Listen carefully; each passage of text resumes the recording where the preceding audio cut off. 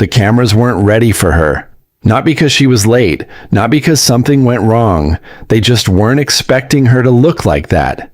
Standing at center ice in Milan, completely still, completely unbothered. No ritual, no visible nerves, no 1,000-yard stare.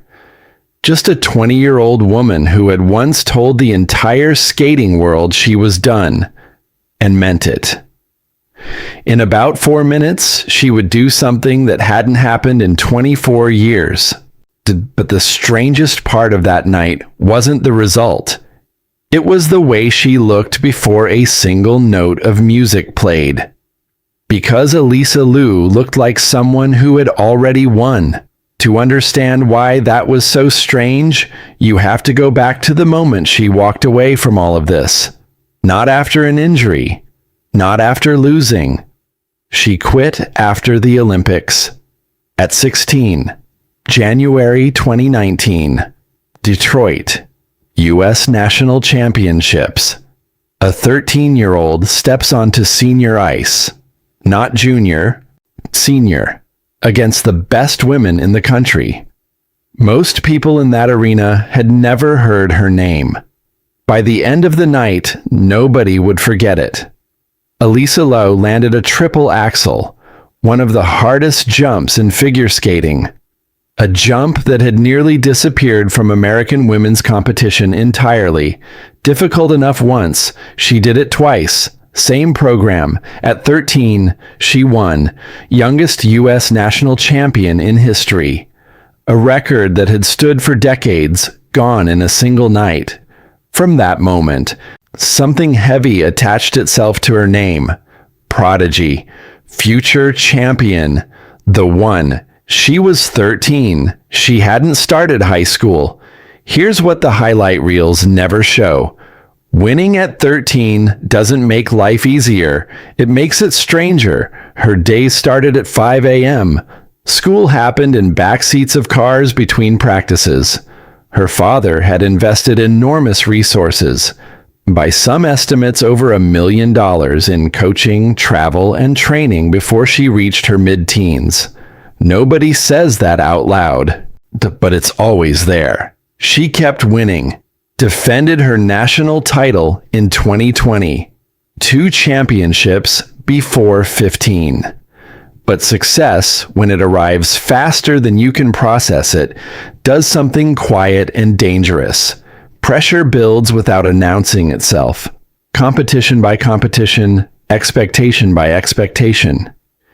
Until the thing you loved starts feeling like something else entirely. Beijing, February 2022. She's 16 at the Winter Olympics. She finished 6th. What's impressive for a teenager against the world's best. But in interviews after, she said something that stunned people who had followed her career. She wasn't chasing a medal in Beijing. She was counting the days until it was over. A few weeks later, she retired. No drama. No breakdown. Short, calm announcement. Done. At 16, the skating world called it a tragedy. Most experts said openly, "She'll be back within a year." They were wrong. What followed isn't dramatic enough for a highlight package, when that's exactly why it matters. Alysa enrolled at UCLA, studied psychology, had a class schedule instead of a training schedule, met people who had no opinion about her landing rotation. For the first time since childhood, she was just a person. She traveled, real travel. She joined a trekking group near Everest Base Camp in Nepal. Standing thousands of meters up, surrounded by mountain silence, breathing thin air instead of the recycled cold of another rink. No judges, no scoreboards, no one watching. She rebuilt her identity from scratch. Bold hair, piercings, a personal style that looked nothing like what the skating world expected from her. And somewhere in that distance, something shifted. She didn't hate skating. She had hated what skating had become around her. the schedules, the constant evaluation, the feeling that every program was a verdict on her worth as a person. Once that was gone, she started missing the ice itself. Early 2024. She went to a quiet public rink alone, laced up her skates, and stepped back on to find out if anything was still there. Within minutes, she had her answer. When she announced her comeback, the skating world responded the way it always does when something doesn't fit the expected story. Politely skeptical. Commentators called it inspiring, called it refreshing, talked about how wonderful it was to see her enjoying the sport again. Nobody called her an Olympic contender. That was fair. 2 years away from elite skating is not a rest period. Jump technique deteriorates, timing disappears. Confidence can evaporate in ways that never fully rebuild. The sport had moved on. New champions had emerged. On paper, a real comeback looked nearly impossible. Then she started competing, and something was immediately different. The frantic edge was gone. The pressure to prove herself, visible in every program she'd ever skated before, had disappeared.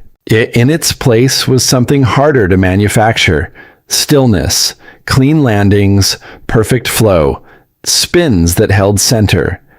She smiled during performances, sometimes laughed after small mistakes that would have broken a younger version of herself. In elite competition, that kind of ease is extremely rare.